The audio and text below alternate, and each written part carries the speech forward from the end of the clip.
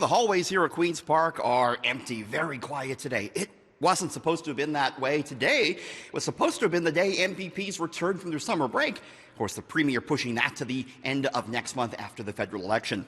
We did have CUPE here today. Canada's largest union is proposing a major coordinated pushback against what it calls for government cuts.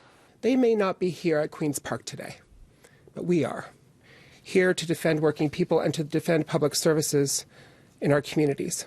Today we're announcing the launch of a campaign to fight back against the Ford Conservative cuts, a province-wide campaign called Communities, Not Cuts.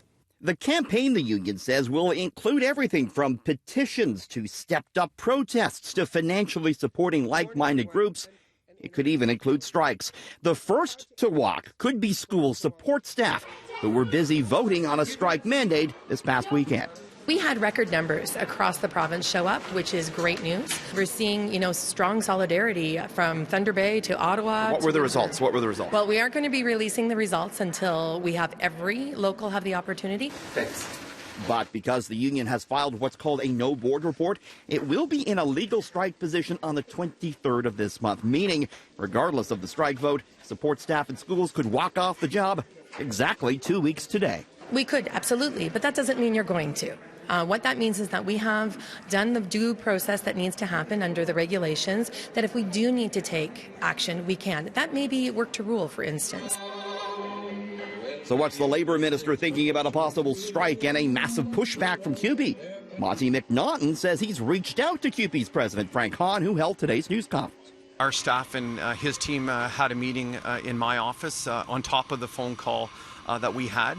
So were you surprised to see this today then? Well, look, again, our approach to getting deals at the table has been very successful in Ontario. I strongly believe that Labour, business and government can work together.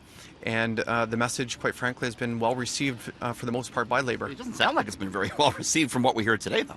Look, we need to get a deal at the table. We have a great track record in this province. 98% of all deals have been done at the table. If there is a strike action, if there is a walkout, will your government legislate those workers back on the job? Look, I'm not going to speculate on that.